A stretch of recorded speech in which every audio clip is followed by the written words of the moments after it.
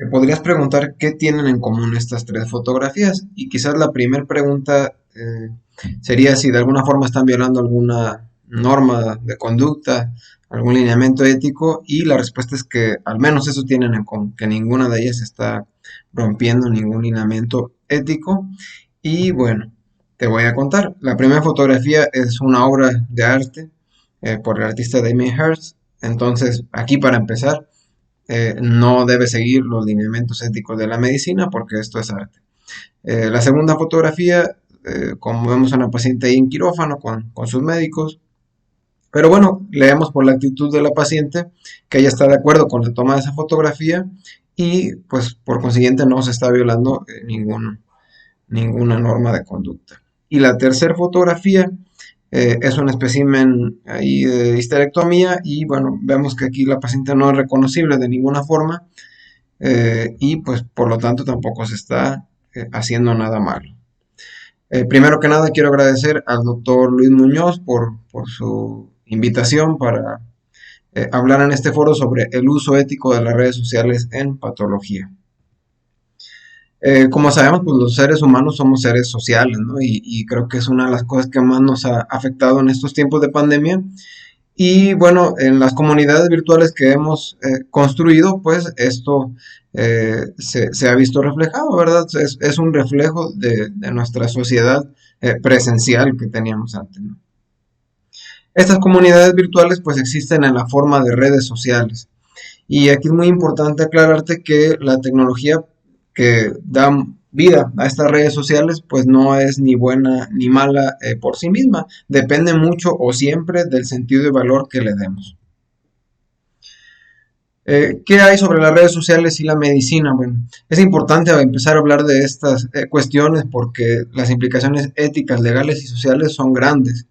Es también muy interesante ver cómo las redes sociales ha sido un experimento o una herramienta que se ha implementado en primer lugar de forma voluntaria y a una velocidad pues extremadamente rápida, ¿no? A diferencia de otras tecnologías a través de la historia de la humanidad.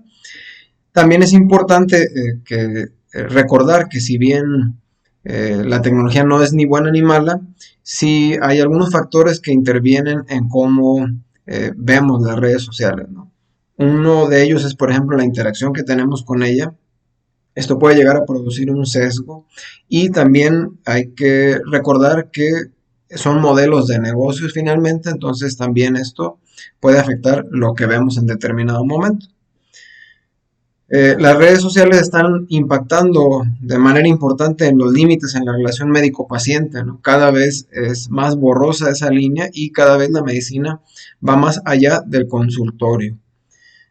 También vemos un impacto en la telemedicina, ¿no? Por ejemplo, vemos aquí esta fotografía de una oficina de un patólogo y vemos cómo ya no es la oficina que teníamos antes en mente del patólogo, ¿no? Y pues para aderezar este tema tenemos que se habla poco o nada más bien en la formación de residentes y en las escuelas de medicina sobre el uso de redes sociales y la medicina. Esto es una línea de tiempo aquí que nos muestra cómo han ido evolucionando un poco las redes sociales a través de los años. En primer lugar, pues vemos que ha sido todo esto muy rápido. Redes sociales que nacieron en 2006 como Facebook o Twitter.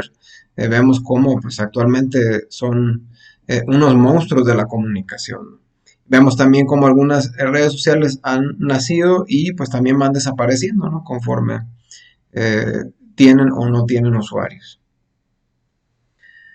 Es importante hablar de las consideraciones éticas para los que usamos redes sociales porque pues actualmente se están convirtiendo en la forma dominante de comunicación. Y bueno, la comunicación y la difusión de información pues es muy importante en la práctica médica, entonces siempre debemos mantener una actitud ética. Si bien la ética no tiene que ver con lo legal o no es enteramente legal, pues sí hay algunos antecedentes legales que nos permiten de alguna forma generar un marco, un antecedente para esto, ¿no? Y aquí les dejo los artículos por si alguien desea consultarlos. Y bueno, vemos aquí a la derecha una imagen de una circular de directivos de este hospital en donde ya en algunos casos se empiezan a hacer recomendaciones para el uso de redes sociales en instituciones públicas, ¿no? Uno de los rubros más importantes en la ética médica pues es preservar el secreto médico, ¿no? Todos sabemos que tenemos derecho de imagen y de intimidad, pero ¿qué pasa? En estos tiempos con la hiperconectividad como nueva normalidad, ¿no? Esta necesidad que tenemos cada vez más grande de comunicar en dónde estamos, qué estamos haciendo, hacia dónde vamos, de compartir fotografías de lo que estamos haciendo, pues este derecho de imagen y de intimidad cada vez se va haciendo también un poco un tema más complicado, ¿no? Y pudiéramos pensar a veces que en las redes sociales tenemos privacidad, nos dan esta falsa sensación de privacidad, pero hay que recordar que todo lo que tenemos ahí potencialmente lo podría ver cualquier persona.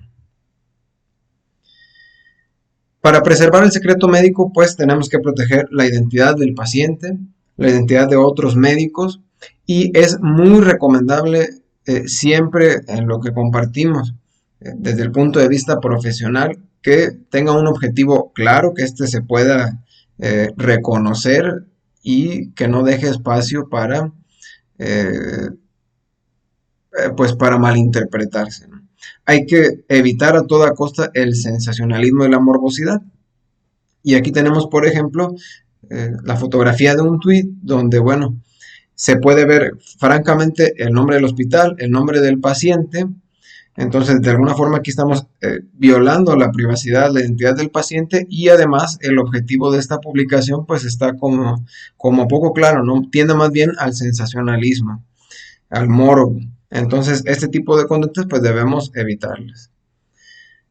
Debemos conservar una imagen profesional adecuada. Ok, debemos primero entender que como médicos tenemos una imagen profesional y una imagen personal, pero en estos tiempos de las redes sociales, esto también cada vez se hace más difícil separar uno de otro, ¿no?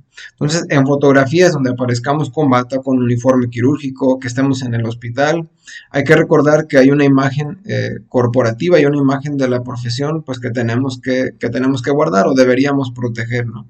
No sería conveniente eh, eh, postear fotografías donde se esté promoviendo el abuso de sustancias o realizando comentarios sexistas en redes sociales, racistas o faltando el respeto a colegas y mucho menos a pacientes, ¿no?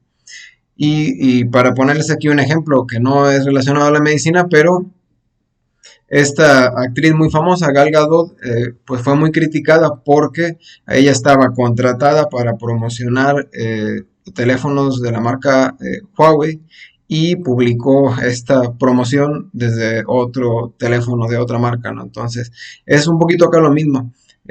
No podemos, la línea entre lo profesional y lo personal cada vez es más borrosa y debemos tener extremado cuidado con esto. La publicidad y el branding médico se realiza, pues antes se realizaba ya de forma offline y actualmente se realiza de forma online también con publicaciones como la que tenemos aquí en esta diapositiva y es muy importante. Como cualquier otra profesión, pues vamos a requerir o en algunos casos será importante la publicidad, pero hay que tener cuidado con algunas cosas. Cuando hagamos este tipo de uso de las redes sociales, pues es importante tener una promesa de valor que sea libre, digna y justa con la realidad, ¿no? De pronto no podemos tampoco prometer cosas falsas, ¿no? Como una sensibilidad de cierta prueba del 100%, ¿no? Porque sabemos que pero ninguna prueba tiene sensibilidad del 100% prácticamente, ¿no? Debemos tratar de ser objetivos, prudentes y veraces. Y debemos también aclarar cuando lo que estamos colocando en redes sociales pues sea más bien una opinión o también cuando estemos hablando de algún producto, alguna cosa y que tengamos algún patrocinio. Como médicos también es muy importante mantener una actitud responsable sobre la información médica difundida a través de redes sociales, ¿no? Desafortunadamente vemos cada vez más que las fake news, esta información falsa, circula y se difunde rápidamente en redes sociales.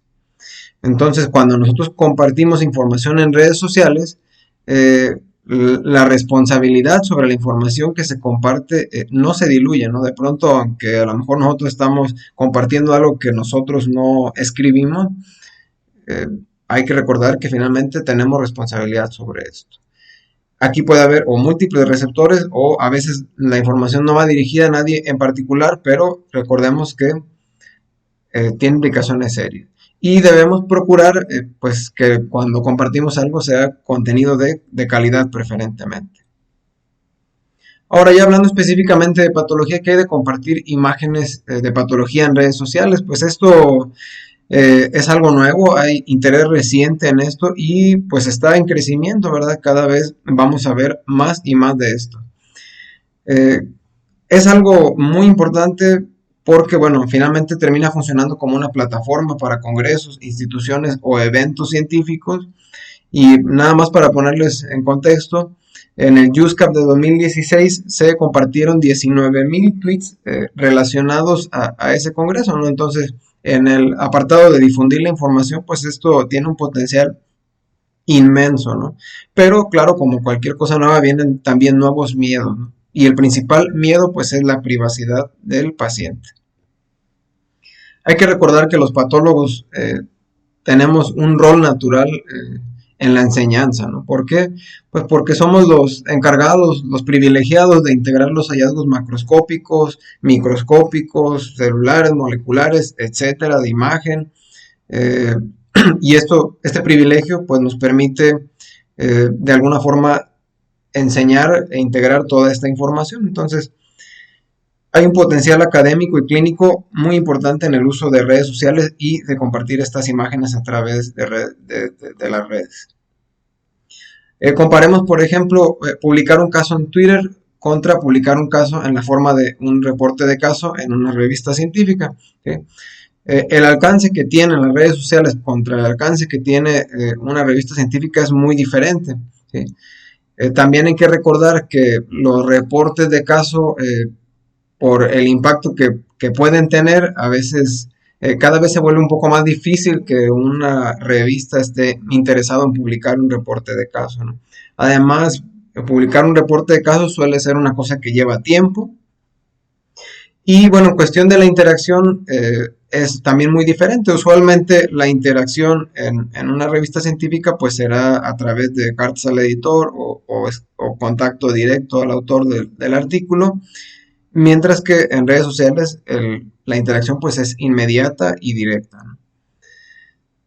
Además creo yo que ofrece la ventaja Twitter, por ejemplo, de poder compartir casos que a lo mejor no sean dignos, por así decirlo, de un reporte de caso, que sean casos comunes y corrientes, sencillos, comunes, pero bueno, que finalmente desde el punto de vista de la enseñanza tengan valor, ¿no?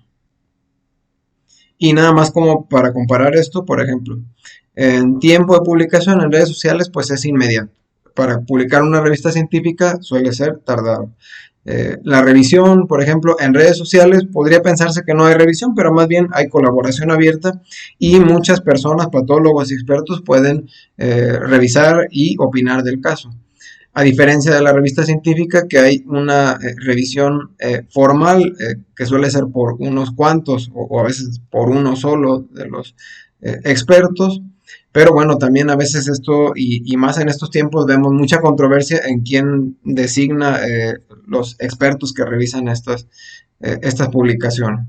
Los detalles de los pacientes suelen ser limitados en las redes sociales, en Twitter, y en una revista, pues por ejemplo, se pueden publicar historias clínicas completas prácticamente. El acceso de las dos, y aquí es muy importante, es público. La revista científica es una cosa pública, al igual que las redes sociales. Lo que sí cambia un poco es la audiencia. En redes sociales la audiencia está un poco más amplia, puede llegar a médicos, pacientes, mientras que en la revista científica, pues la audiencia es un poco más restringida, ¿no? Suelen ser revistas dirigidas a incluso especialidades, nada más, ¿no?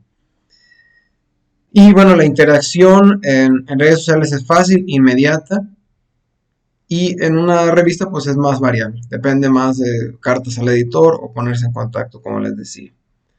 Obviamente en uso clínico no es recomendable no es recomendable citar un tratamiento, por ejemplo, un diagnóstico, citar a Twitter, pero si una revista científica puede ser citada. Para ponerles en contexto aquí la cuestión del alcance, aquí son dos casos más o menos similares de malformaciones pulmonares pediátricas, y vean el alcance que tiene este tweet. Tiene 13.746 vistas en comparación con el alcance que tiene un artículo publicado en una revista que tiene solamente 724 visitas, ¿no? Entonces, de pronto, esto es una de las cosas que vuelve muy atractivo compartir un caso en redes sociales, ¿no? El alcance que puede llegar a tener. Eh, una de las cosas como patólogos que debemos cuidar, pues, es la privacidad de las fotografías. Sin embargo, realmente aquí no hay mucho nuevo. La privacidad debe ceñirse a estos lineamientos o recomendaciones de esta agrupación, el IPA, eh, y es la misma tanto para redes sociales como para revistas científicas. Y básicamente consisten en nunca incluir, por ejemplo, nombre del paciente, fecha de nacimiento, cuando la edad es mayor de 89 años, localizaciones geográficas muy específicas, número de expedientes, obviamente, identificadores de caso, y no habla nada del consentimiento informado. ¿Tú qué opinas? ¿Debería ser necesario que los patólogos pidiéramos consentimiento informado para compartir estas fotografías? Y bueno, para aterrizar esto, vamos a ver las recomendaciones para patólogos para publicar imágenes en redes sociales, ¿no? La primera recomendación es sobre las fechas. No debemos usar, por ejemplo, referencias de fechas como el caso que vi hoy o caso que vi la semana pasada, ¿no? Porque los pacientes podrían identificar de pronto que es similar a la fecha en que ellos realizaron su estudio, ¿no? Es mejor usar expresiones como caso que vi tiempo atrás, caso de archivo, o simplemente pues no decir nada, ¿no? Poner nada más el caso y no es necesario especificar cuándo se vio. El punto número que sigue, bueno, por ejemplo aquí les muestro esta imagen donde dice específicamente: hoy operé paciente enviado de Nogales, amputación primer dedo, etcétera, ¿no? Entonces, este tipo de cosas pues debemos evitarlas. El punto número 2 es evitar publicar sobre circunstancias inusuales o noticiables, ¿no? Por ejemplo, en el hospital en donde trabajo, siempre que nacen trillizos, siempre que hay embarazo múltiple, prácticamente siempre sale en algún medio local. Entonces, pues, preferentemente de estos casos, pues no compartir imágenes que el paciente pueda reconocerse, asimismo de accidentes, muertes maternas o gente famosa, ¿no? Entonces hay que evitar esto. El punto número 3 es no compartir imágenes identificables, ¿no? Evitar, por ejemplo, fotografías de rostro, tatuajes únicos o rasgos especiales.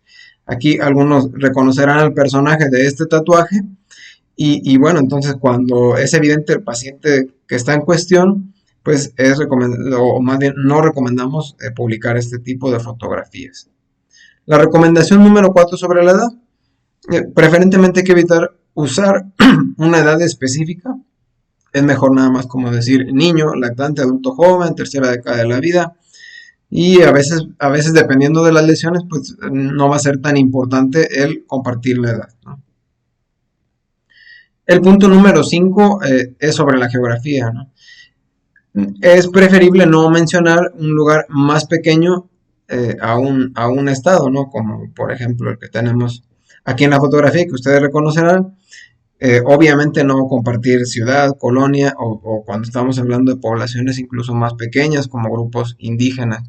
Y hay que tener mucho cuidado con esto porque Facebook y todas las redes como que de forma automática a veces nos proponen compartir en dónde estamos, como vemos aquí en esta fotografía, pero hay que acordarnos que los pacientes pueden encontrar el hospital en donde nosotros trabajamos y bueno, podría prestarse a malinterpretaciones. El punto número 6 es modificar el sitio anatómico o la historia clínica ligeramente, pues para tratar de anonimizar más aún el caso o la fotografía que estamos compartiendo. Entonces, Pues por ejemplo, un nevo melanocítico podemos cambiar si estaba en el pie, decir que estaba en el cuello, por ejemplo. Obviamente habrá algunas cosas que no podemos cambiar, como cáncer de próstata y cambiar el sexo, por ejemplo, no, así que era una mujer. Pero en algunos casos sí podemos hacer esto y nos permite proteger aún más la identidad de nuestros pacientes. Otra recomendación es, si no tienes nada bueno que decir, a veces es mejor no decir nada, ¿no? Hay que recordar que por la naturaleza sobre la que están construidas las redes sociales, el contenido negativo tiende a amplificarse más, ¿no? Es el que más se comparte, lo polémico, lo escandaloso. Y bueno, esto desafortunadamente puede derivar en consecuencias profesionales serias. Todos recordaremos casos médicos en que a veces han terminado en que corren al médico de su trabajo y muchas veces no es lo grave de la situación, a veces el riesgo es la viralidad, ¿no? Ese es el pecado de algunos casos, a veces respondiendo a la presión pública que se genera a través de la viralidad, pues termina en consecuencias profesionales serias. Entonces, si no tienes nada bueno que decir, a veces es mejor no decir nada. Es bien importante recordar que una vez que tú publicas algo, es público para siempre, ¿no? A veces creemos que, ay, voy a poner esto y ya me arrepiento y lo borro, pero hay que recordar que las personas pueden hacer capturas de pantalla de lo que pusiste, pueden descargar la fotografía que tú subiste, y a veces incluso aunque los grupos sean privados o sean mensajes personales, pues la persona puede tener malas intenciones y capturar la pantalla, descargarlo y esto terminar finalmente en llegar a hacerse público. Entonces aquí como regla yo te recomiendo que no compartas nada si no estás cómodo, que lo vean tus colegas y tus pacientes, no compartas nada que ocultarías a tus compañeros y tus pacientes. Eh, ahí hay de forma chistosa, ¿no? Dicen, no compartas nada que no le enseñarías a tu suegra, ¿no? Por ejemplo. Y es más o menos importante, o es importante preservar la imagen del médico.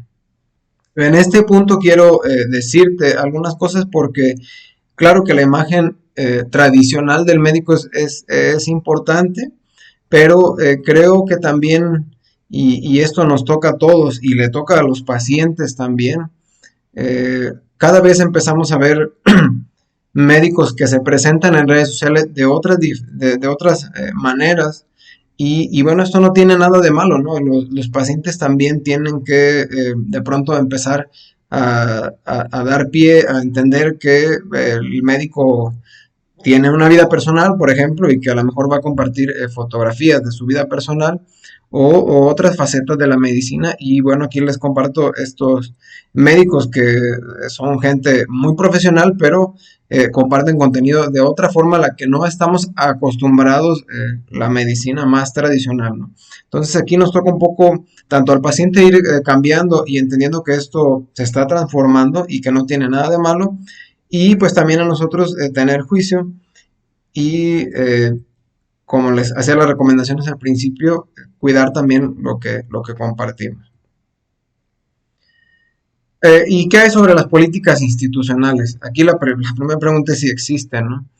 Eh, a veces preguntarnos también si hay un marco jurídico en la institución o en las leyes, como les comentaba. Y el problema con las políticas institucionales es que pueden llegar a ser más duras que la ley y que la ética, ¿no? Y bueno, sé, por ejemplo, de algunos lugares en donde el compartir fotografías obtenidas del servicio, por ejemplo, está de alguna forma prohibido o al menos se recomienda no hacerlo de forma verbal. Y bueno, también les pregunto yo si sería necesario que los patólogos empezáramos a obtener consentimiento informado antes de compartir fotografías en redes sociales. Pero aquí te recuerdo que tanto libros, artículos o a veces las imágenes que ves en conferencias, en sitios web, pues usualmente no se pidió el consentimiento informado del paciente. Entonces, ¿por qué habría de ser diferente, no? Es una cosa polémica quizás, pero aquí hay que valorar el riesgo contra el beneficio. Definitivamente hay riesgo de compartir imágenes en redes sociales y todos conocemos casos que han terminado mal, pero el beneficio creo yo es mucho mayor y bueno, eso a mí me anima a compartir estas fotografías que comparto y pues animar a los colegas a que compartan también, ¿no? Porque el beneficio que hay tanto para pacientes, tanto para médicos que están en formación y para cualquier médico, ¿no? Independientemente de su etapa académica, pues creo yo es muy grande. Y bueno, ¿qué hay de este punto que a lo mejor también está un poco relacionado? ¿Qué hay de los derechos de autor en estas imágenes que compartimos? ¿A quién pertenecen? Al paciente, por ejemplo, ¿no? Si la fotografía es de su tumor, a la institución, al técnico que realizó el corte o al patólogo. Bueno, aquí en general en fotografía la, los derechos de autor pertenecen a quien tomó la foto, ¿no? O sea, es decir, los derechos de autor pertenecen al fotógrafo. De la misma manera que si un fotógrafo toma fotos a una modelo, pues las fotos no son derecho o no tienen, no son propiedad de la modelo, ¿no? Son propiedad del fotógrafo. Aquí podría ser conveniente revisar los términos del contrato bajo el que estemos en dicha institución, pero bueno, la realidad es que al menos en nuestro país prácticamente no hay nada escrito de esto en los contratos. Porque además, aunque a lo mejor la institución eh, indicara que las fotografías obtenidas con instrumentos del hospital son del hospital, pues finalmente cada día se vuelve más fácil obtener fotografías microscópicas y macroscópicas, cada quien lo hacemos con nuestros teléfonos celulares y pues finalmente terminan siendo propiedad del patólogo. Entonces, como conclusión, bueno, yo creo que para empezar, aquí hay muestra insuficiente, falta mucho por ver del uso de redes sociales y patología, falta mucho por analizar, esto es nada más unas breves recomendaciones y un paseo rápido por este tema. Yo creo que son una herramienta médica muy valiosa que no debemos desechar tan rápido por miedo a estas cosas. Y bueno, siempre debemos de mantener nuestro profesionalismo y yo creo que con eso vamos a estar a salvo de cualquier problema la mayor parte de las veces. Se habla mucho de la diferencia de redes sociales con medios más tradicionales como revistas científicas, pero la verdad es que realmente no hay diferencia. Hay que recordar que básicamente las recomendaciones éticas son las mismas para publicar en una revista científica o publicar en redes sociales.